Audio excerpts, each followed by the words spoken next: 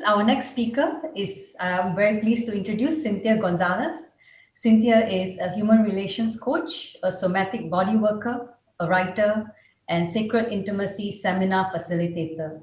She currently lives in Dubai and has brought her work to India, the Americas, Europe, New Zealand, and through the Middle East. And I first had the privilege of listening to Cynthia a couple of years ago, where she spoke on the topic of sacred relationship and sacred sexuality. And I found this so eye-opening. And I'm so grateful that she's joining us here in this summit today and sharing with us her topic today, the art of sacred intimacy. So over to you, Cynthia. There we are. Good morning, Navneet, and good morning, Patraji. Lovely to see you. Lovely to see you after 5 years now. It's been almost exactly 5 years. So wonderful. It's a real honor to be here. Thank you so much. So I'm going to, yes, indeed, present on the art of sacred intimacy. I presented on this 5 years ago in a different way. I'm going to share a presentation with you all that will take you on this journey. So I'm just going to share my screen here. Here we are. And wonderful. All right, so let me just bring this into, we have, let's see if we can do this. Yes, okay, great. All right, so the art of sacred intimacy. So let me just take us to our first slide. This slide, and this is what, this slide is called the apex of this triangle. And this is a term that was created by a man named Stephen Levine. He has unfortunately passed away already, or fortunately, however you want to see it. He was a teacher of death and dying and a Zen Buddhist teacher. And when I was invited to join this summit, I thought, this is the concept that I really want to work with here, because I think in the spirit of meditation and what it takes to be in a meditative practice in relationship, this model to me exemplifies it. So let's look at the model. So let's say, okay, so this is myself. So this of course is you as you're viewing this, and this is your partner. So I'll stay in the pronouns that I've used here. So this is myself, and this is with my partner. So here I am, and I do my spiritual practices, whatever they are. They may be meditation, they may be prayer, they may be yoga or some kind of exercise that puts me into that higher state of consciousness. It could be spending time in nature. It could be simply reading spiritual texts that take me into that deeper knowing. Any spiritual practice, of course, will take us into these expanded states of consciousness. These will be where the brain waves are in alpha or theta states. We want to ascend beyond the beta level of consciousness. And then we hope that our partner is also doing their spiritual practices. And if both of us are, this will lend to the true art of sacred intimacy. Now, where it gets tricky is where we relate to our egos. And that, of course, will include our inner child activation when we're triggered, or to put it in very lay terms, when our buttons are being pushed. And we all know it. It's when we use the word you always, or you never, or when we start blaming, or the minute the pointing finger comes out, we know, ding, ding, ding, I'm in my ego relating. I'm in my inner child hurting. I'm in that place that is not centered. And so it's that place where we need to cultivate inner child practices. We need to start coming to terms with our shadow aspects of ourselves so that we really are in our center. And that means, of course, doing our spiritual practices. And then the other thing here, where it gets really interesting, is the spirit of, this is where spirit dwells at the top of this triangle. There's only a one pointed focus. There's one spirit. There's one universal consciousness. And so when I do my spiritual practices, so let's say my partner says to me, you know, I've been transferred, or I've had the option to be transferred, and have the option to move to another country. Now, I know that will mean you will leave your private practice. I know that will mean you'll leave everything that you have happening here, your community, your spiritual community, your good friends that you've developed in this country. By the way, for you all, I'm in Dubai right now. That's where I'm speaking to you from. So I live in a world where there are a lot of expatriates, and this kind of notion of moving is a very common theme where I live. So that partner might say that. Now I would need to have whatever reaction I have. I might say, yes, yippee, let's go. Or I might say, no, I don't want to go. I don't want to lose my friends or my community here. So then immediately, any decision in our partnership must be made from a place where I'm coming into my spiritual practices, where I say, all right, I'm going to take a time out. I'm going to go into my room of my own, or my cave, however we want to say it. And I'm going to go into that place where I tap into my spiritual practices so that I will respond to you from what is higher will. What does spirit say once I connect to what spirit's will is because of my spiritual practices? And sometimes that might be contrary to what my partner is saying.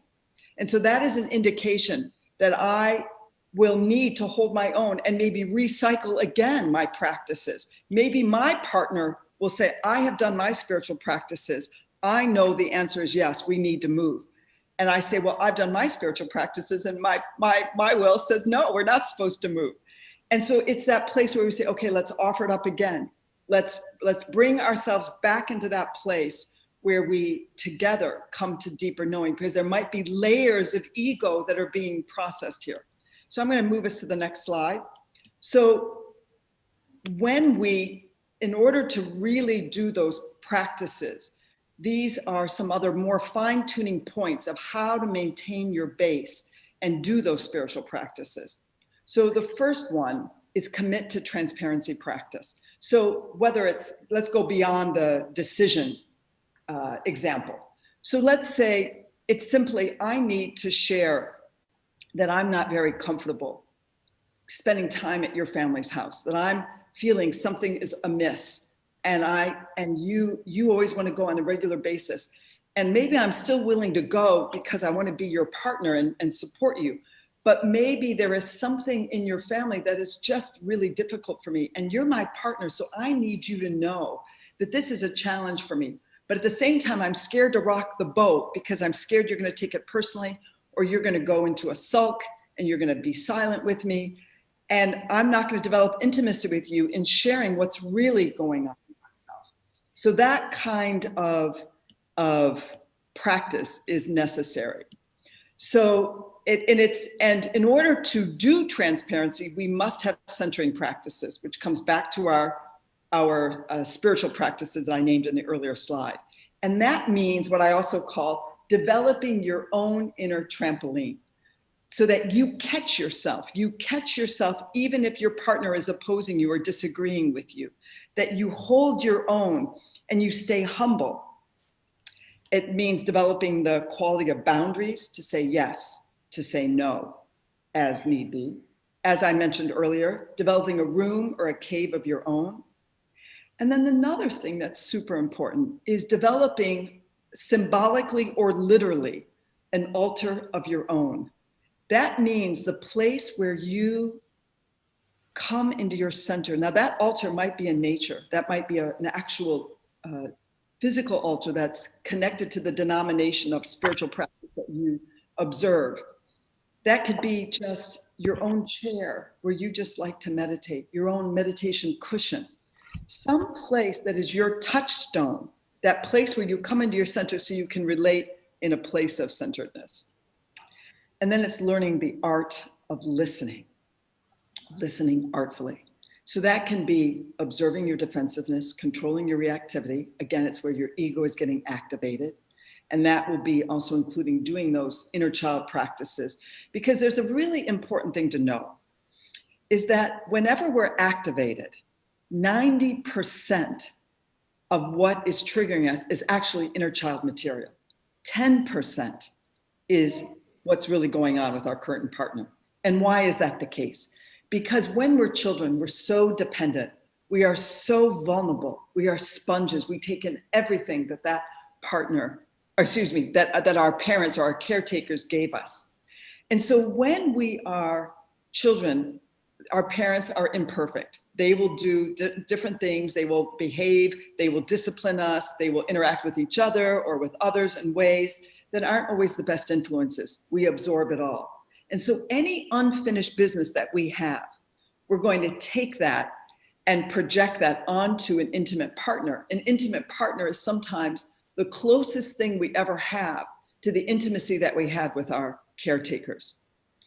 So the other thing to listen artfully is to mirror someone, to say, this is what I'm hearing. So it's a way to paraphrase back and make sure you're actually hearing what you heard, even if it's absolutely raising all kinds of alarm buttons in you, to still say it so the person feels heard.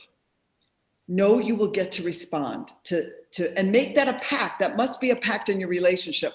I will mirror you. I will paraphrase what I'm hearing you say. But I need to know that there's a cultivation, that we play fairly, that I also get a place where I get to respond and you will mirror me.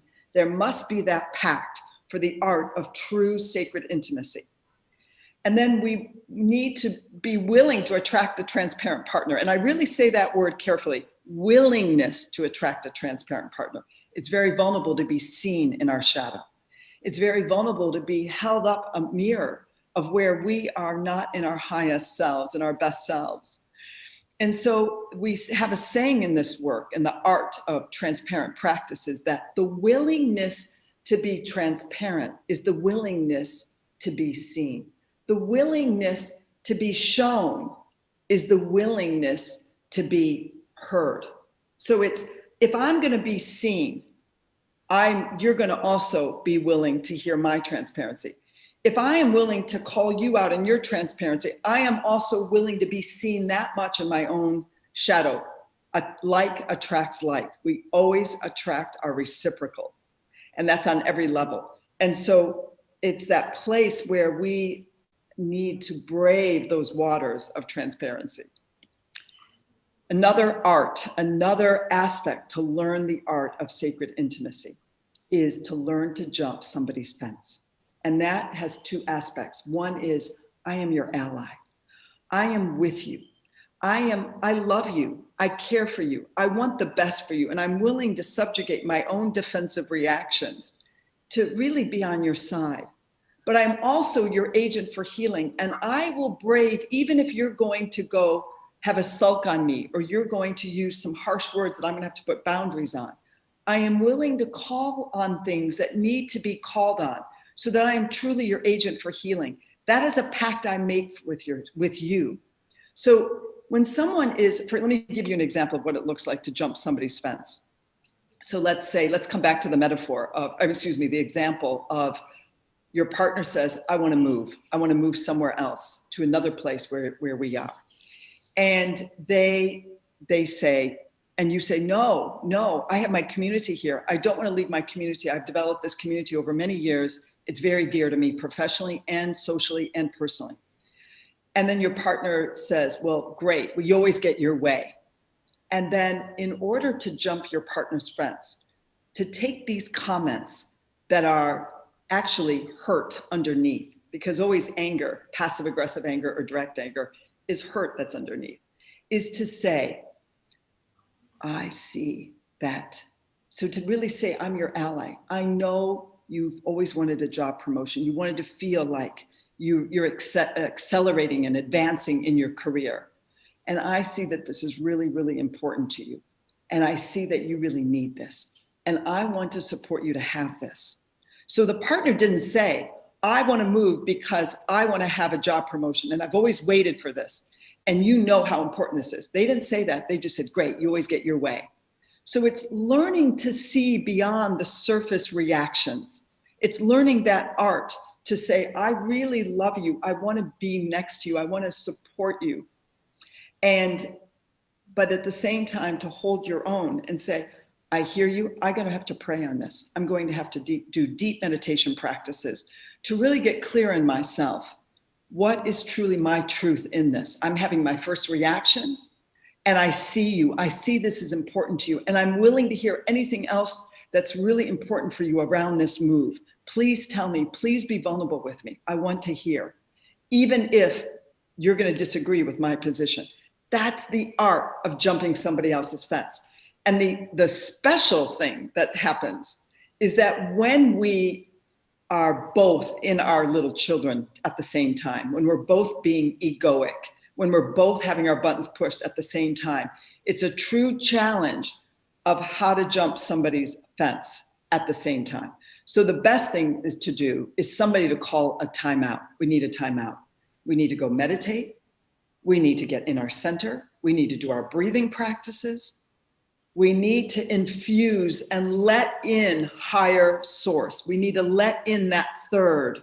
We need to let in spirit, because right now we are too much in our egoic personality. So I'm going to move to the next slide. And intimacy, of course, has both the emotional aspect and the sexual aspect. So there's physical intimacy and emotional intimacy.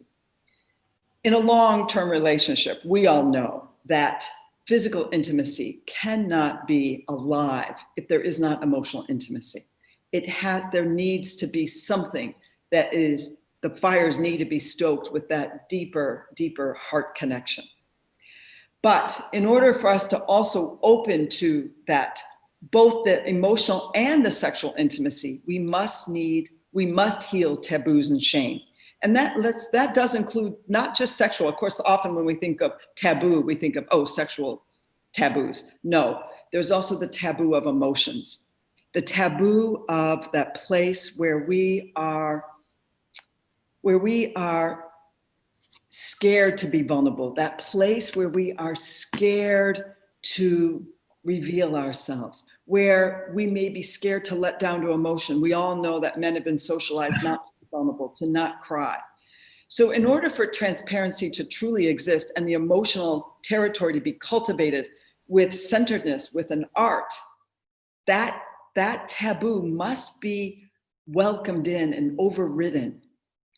And of course, those shames of messaging that does not serve us, and go past them, identify that, bring in again spirit to inspire us to go beyond that.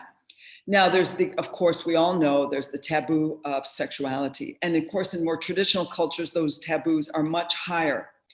And so I do a practice called somatic body work, which is working how the emotions are held in the body and how to release them, release those emotions, release traumas. And I once had a woman from the Middle East, and she said to me, she was crying and she was saying, I have a lot of blockages, I'm very shut down in my relationship, in my physical relationship with my husband. And then she just started crying and crying, and she opened her eyes and she turned to me and she said, what are you supposed to do when the first 20 years of your life, you're told, don't talk to men, sex is bad, don't go near it. And then all of a sudden you're 20 and you get married, and then you're told, please your man, have a sexual relationship with your man, be a good sexual partner to your man. She goes, how am I supposed to negotiate that? And so what I said was, I hear that. And of course I had enormous empathy for her. And we had, a good chat about that. But I said, that is possible to override and surpass the messaging that comes with taboos. And that's releasing it and bringing in affirmations that affirm what you know in your body, what you know in your heart to be true. I deserve pleasure. It is right to have pleasure. It is right to be a sexual being. It is beautiful to be a sexual being. So these are ways to heal those taboos and shame. And then the other aspect is reconciling desire and security. There's a wonderful, wonderful woman named Esther Perel. She's had a very big viewing on her TED Talk on infidelity. And what she says is very apt. She says the challenge in any intimate relationship is reconciling desire and security. So desire is, I want you. It's that edginess. It's that uncertainty that I never know, and that excitement, that life force energy, that sparkling and scintillating. And then there's the security. And security, sometimes people equate it with boring, predictable. I already know. And so it's learning how to reconcile the two, how to bring in some dazzle, to bring in some unpredictability in your relationship without threatening them. And at the same time, bringing in security, bringing in reassurance, And that's reconciling those two, that I'm always going to be there for you. I am there for you. And of course, that means transparency and really being honest about yourself, where you really are, and if you really mean that. And then again, transparency is key, and it's the best aphrodisiac. And why is it the best aphrodisiac? It's again what I was saying earlier, that when you ride that edge, it's what I always say is, if you're going to be transparent with someone, fasten your seatbelt, because get ready, you're going to have a free fall. You don't know what's on the other side. And the stronger the transparency, the more there's great risk. But that risk infuses the relationship with a sexual enticement, a sexual edge. And so if you're holding out on sharing certain things with your partner, and you find that there's a lull or a lack of sparkle in your physical intimacy, pretty much we can be certain that there's a lack of transparency. And that ground of transparency can be lots of things. That could be never sharing with your partner that you were a victim of sexual abuse. That could be sharing what you really like on the physical intimacy level in terms of preferences. That could be sharing that you've never said, I love you. That could be sharing that it really irritates you when they use condescending language with you, or that they don't give you eye contact. All of these worlds that you hold within yourself, if you're not being transparent, then that is depleting the relationship of life force energy. And of course, this will contribute to a greater lack and greater barriers to really relating with each other. And this concludes this. I have this ebook here that is on my website, that if you want to delve more into this, that's definitely possible. So I just wanted to see if there were any questions before I'm willing to answer any questions from the panel, and anything that the panel feels that they would like to hear more about, I'm very happy to speak more on. So I'm going to stop sharing my screen there. So thank you. Oh, so thank you, Cynthia. That was really wonderful to hear. You introduced a lot of new concepts and sharing with us how to be authentic with ourselves, first and foremost, and then with our partners. So could you maybe elaborate on, there's a question here about how we can be more authentic with ourselves. So you've talked about inner child issues, and how can we really work on ourselves on a practical level? Thank you, Navneet. Thank you very much. Yeah. So what I would say to that is that it's, that comes back to the spirit of this summit here, which is meditating. When we meditate and when we have a spiritual practice, yesterday, for example, I was meditating yesterday morning, and I had eaten something heavy the night before. And I was really aware of how it was interfering with my meditation practice. And then I had to say, why did I eat that heavy thing? I knew better. So just even something around our eating practices, just the way we take care of ourselves. Or for example, when I meditate and I'm like nodding off constantly, that's an indication I'm not sleeping enough. Why am I not sleeping enough? Am I overworked?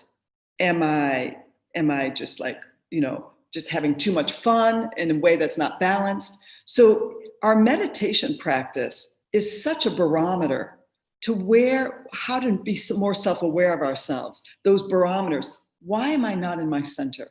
Why is my digestion a little bit agitated? What is that really about? Why am I not sleeping enough? Why am I having angry thoughts over and over again? Where is that really coming from? Is that because I haven't expressed something? Is that because indeed there's inner child material that's unexpressed and not processed properly? So these kinds of things definitely contribute to this. Yeah. Oh, and Nabi, just to give you a little tiny correction, I go by Cyntha. Sorry. That's okay. Actually, my legal name is Cynthia, but I'm called Cyntha. So thank you. No problem, Nabi. All right, Cyntha. There's one question here. What if we hate our bodies? So somebody's asking, what if we hate our bodies? What if we don't like our bodies and we hate our bodies? I'm so glad. Oh, I'm so glad this question is here. I'm so grateful for that. Bless. Okay, yeah. Yeah, I know I've been through that myself in my teenage years. I went through a lot of that, so I can really relate to that. Um, you know, yeah. First of all, I just want to say something. A lot of times, if we hate our bodies, that is an indication of some trauma that's unhealed. And that trauma can be on several things. Now, there's a term I want to introduce here that's a really beautiful term that isn't so known. I wish it were more known in the popular psychological lexicon. So we all know the word projection, when we have something in ourselves and we project it onto somebody else. But there's another word, and that's introjection.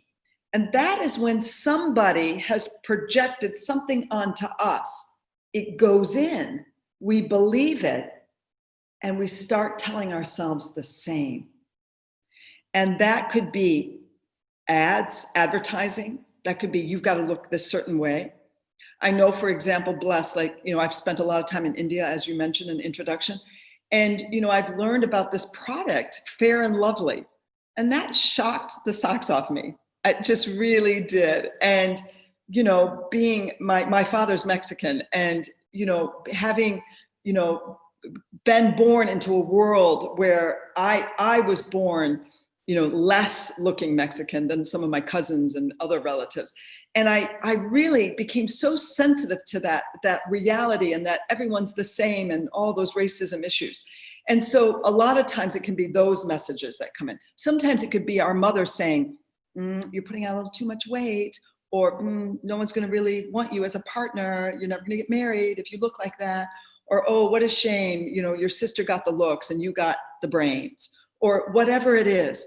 And it's to make an inventory. So that's what I would say is the healing here, is to make an inventory of all the messages, whether it's society, whether it's religion, whether it's, religion, sometimes it could be you're a female or your sexuality is bad. And so then you internalize that all of you is bad. It could be any messages from mother, father, siblings, friends, teachers, that went in, and to take that particular message and then write an affirmation that overruns it, that replaces that negative messaging, and then make it a practice to say those messages over and over again. On the side of that, I would also say that we would need to add some trauma release work, because sometimes there's very deep emotion, very deep sadness, the betrayal of any of that messaging that came in. I hope that helps. I truly do. And bless you, whoever sent that question in. I truly hear you. And I know what that's like. For me, in the years that I had that, I always felt like I had a monkey on my back. And I couldn't wait to heal that.